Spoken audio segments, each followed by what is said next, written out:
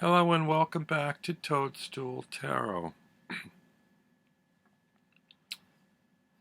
Today I'm showing you the Barbara Walker Tarot.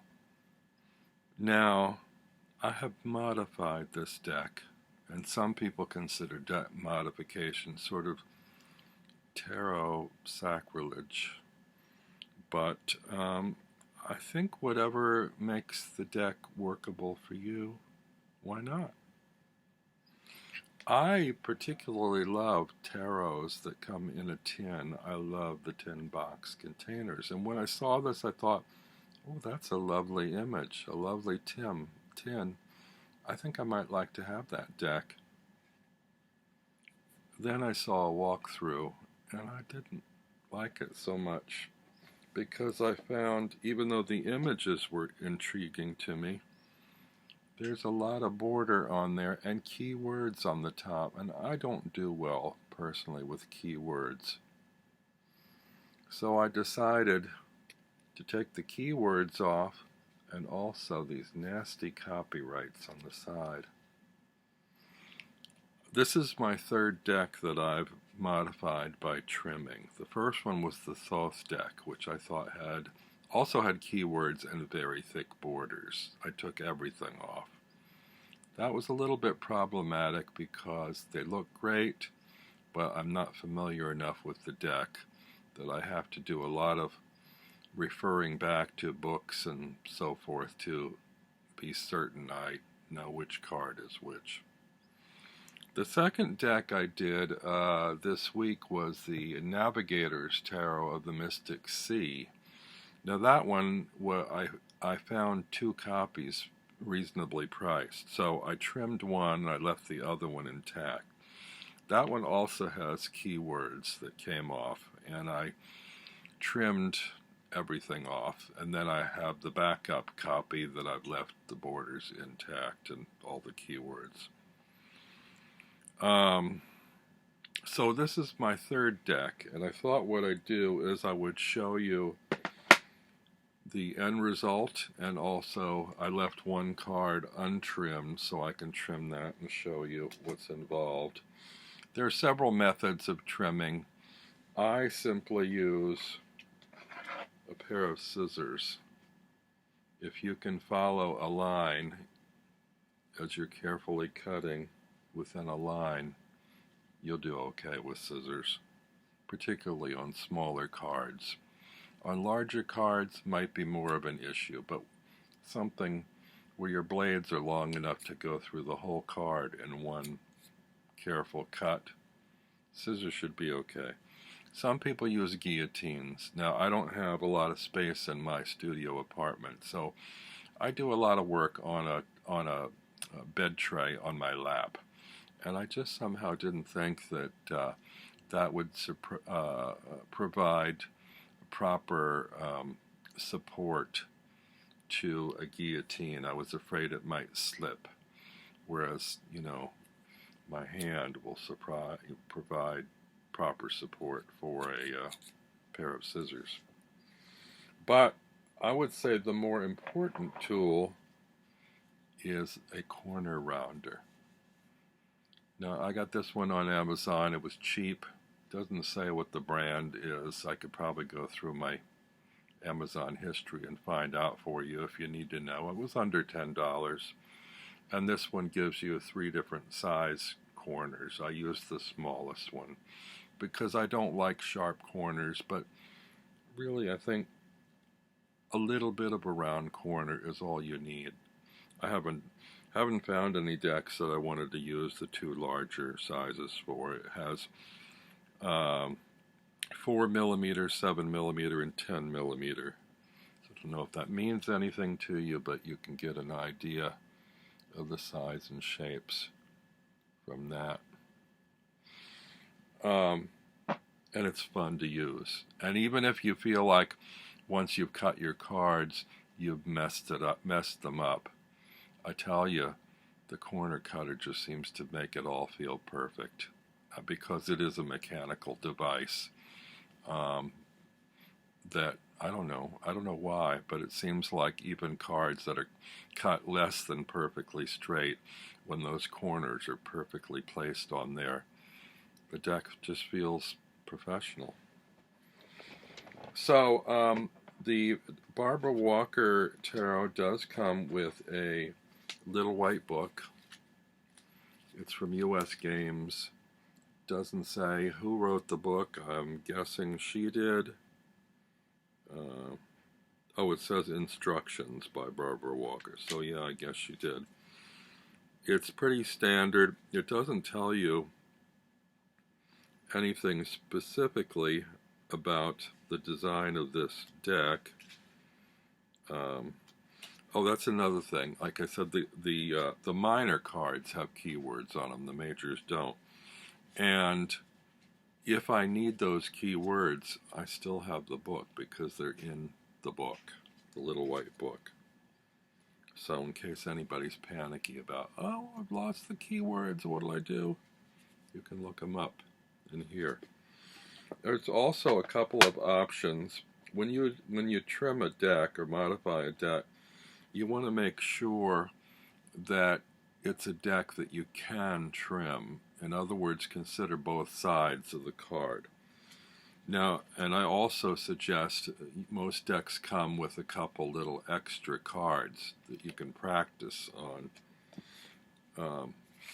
This one did. I didn't use these, but I sort of measured and gauged with them. I discovered that I needed to trim from both sides of the card, different aspects of the card. These are reversible cards. I don't use reversals, and when I trim them, they are no longer reversible. You can see there's more space on the bottom than on the top, and that is because I left the card label designation on the bottoms. Now, I could trim those off, then they would be totally reversible. But I felt like, I'm going to hang on to these a while, and if I decide later on that I don't like them, I can trim them off then. But for now, those these don't bother me that they're not symmetrical. I mean, they're symmetrical from right to left, side to side, but not top to bottom. That's okay with me. So I'm going to walk you through these, and then I will trim the last card and show you. These do make smallish cards, which I don't mind. It all depends on how they feel in the hand to shuffle. I do overhand shuffling, not riffle shuffling. And they do rattle a bit in the tin because there's now extra space without the borders. I don't mind small cards. I actually prefer them to oversized cards, but some of you that won't work for. So let's have a look at these cards.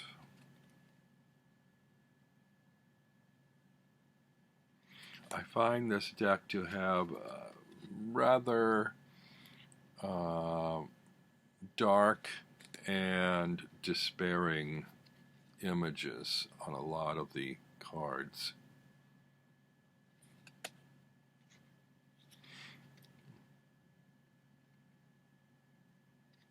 So we'll see, just in general, whether this is a deck that I enjoy working with because of the mood of the images.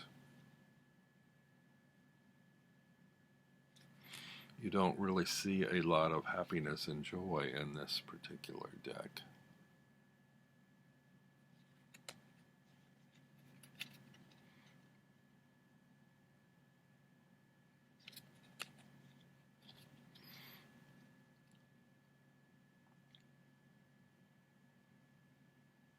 Oh, you can see these okay.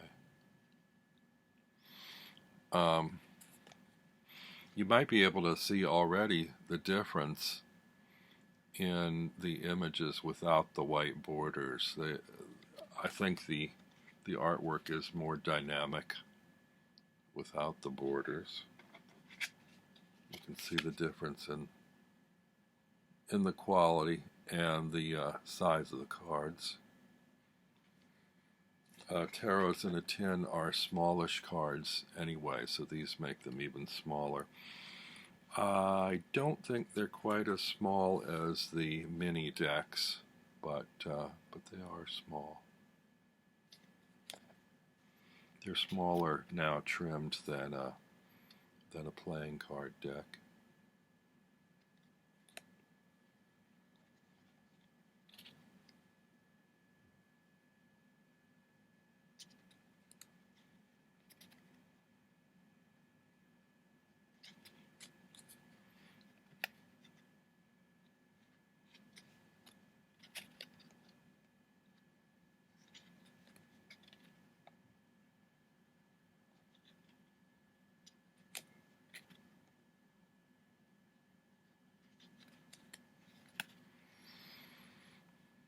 Oh.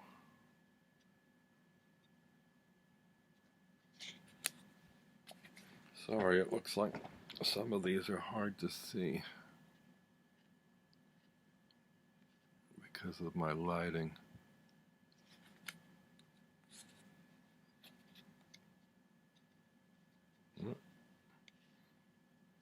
They're not glossy cards. They're sort of typical US game card stock, which has a little bit of a sheen, but not really glossy. Not utterly matte either, but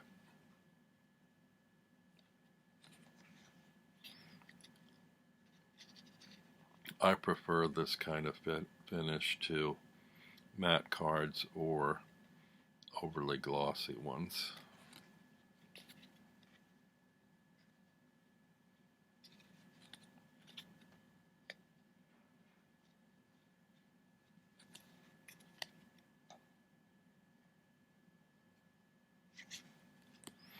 Some of the images are a little bit on the surreal side.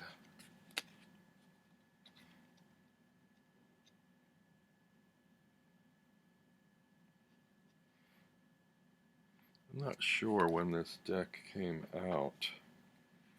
Let's see if it says.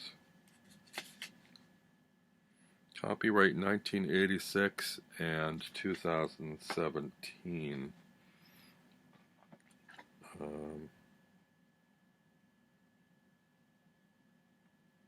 There's a little bio card in here, but I don't think it says. It tells you about Barbara Walker, but it doesn't say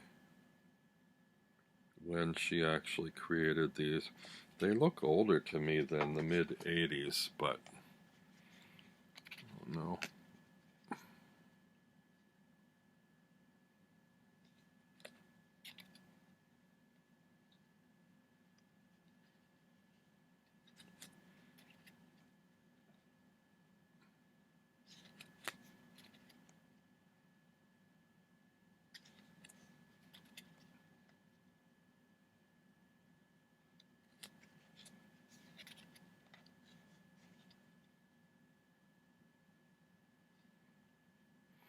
Oh, also in the court cards they have, instead of page, knight, queen, king, they have princess, prince, queen, king.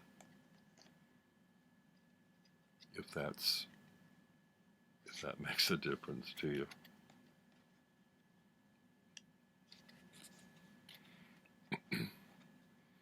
Otherwise, I believe all the descriptions are the same. Generic tarot designations. Swords, wands. Check to see. Pentacles. And I didn't check on the first one. Are they cups or chalices? Cups. So, typical.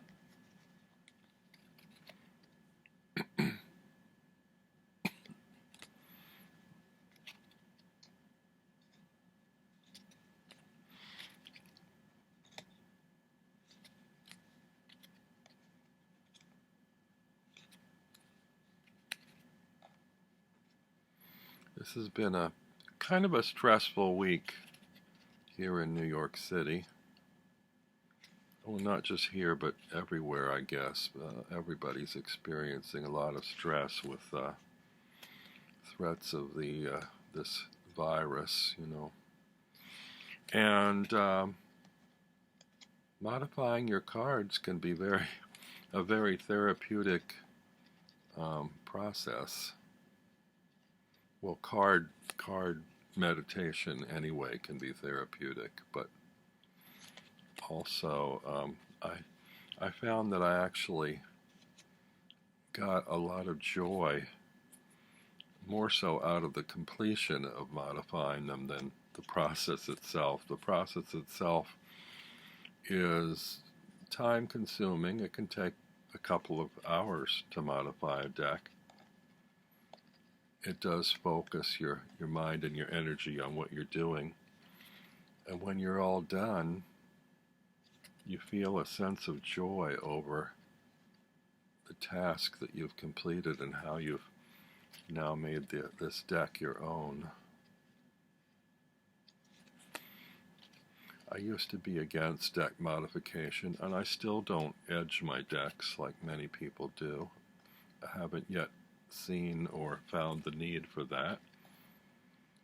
But in the cases that I have trimmed them, it made a big difference to me to eliminate the copyrights, the borders, the keywords.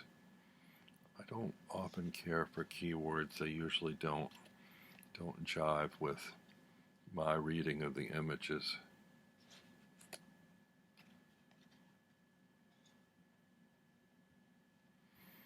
And I may just have to see whether I can readily identify these cards without the labels on the bottom, and if that's the case, they may go too.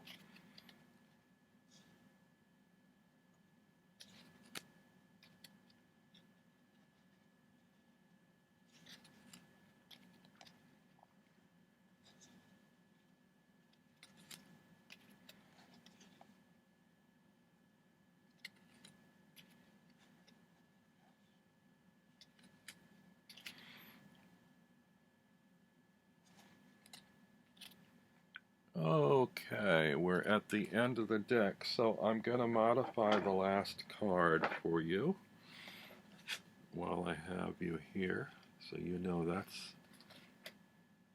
the front and the back. Now what I had to do was I had to take the labels off on the top on this side, but then go from the back on the other three sides, because I tried initially going from the front on the sides, and there was a little white line on the edge on the back, so I had to go the other way. And on the bottom, you can see I wouldn't know exactly where to line up there, but if I follow the line across the bottom, it was just enough for the label.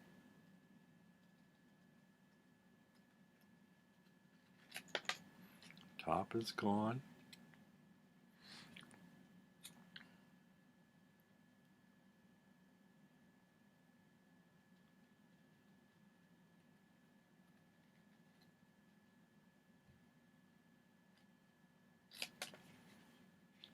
Copyright is gone.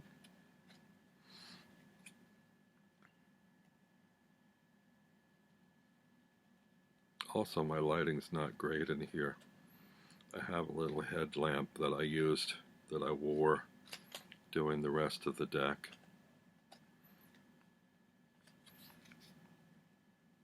Now, for the last bit.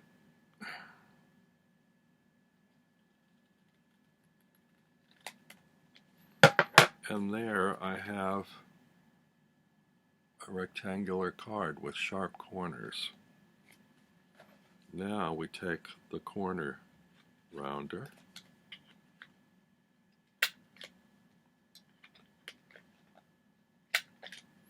and it has a little almost bell-like sound as each corner pops off.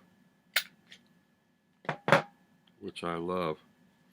It's also kind of nice to do this on a little bed tray because there's a lip on the tray that catches all the paper that comes off. So there we have the finished card.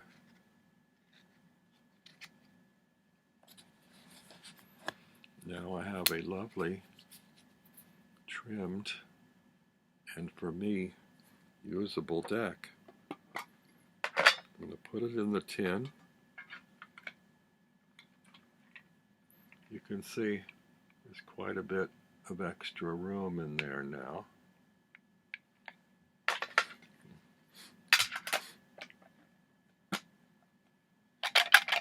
And you can hear it shake and rattle in there a little bit, which I don't mind.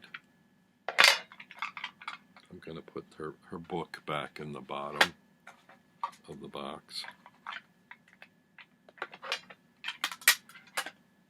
That cushions it a little bit. Still rattles.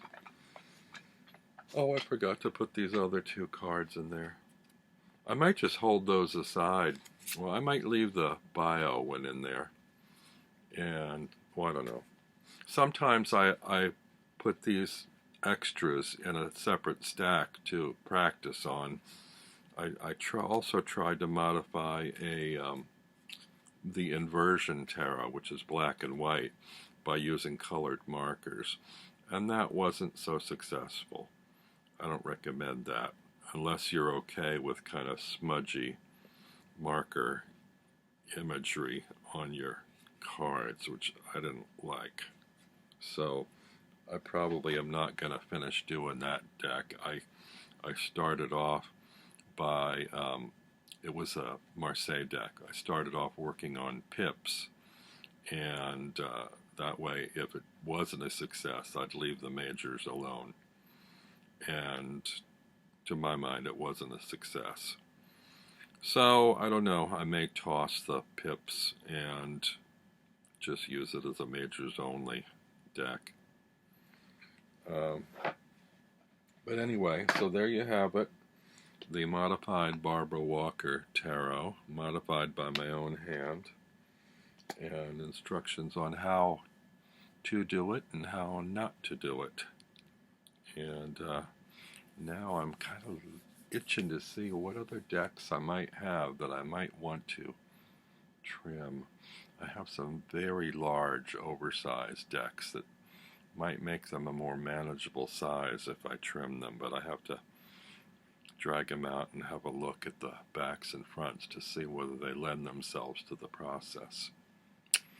Till next time, take care. Bye.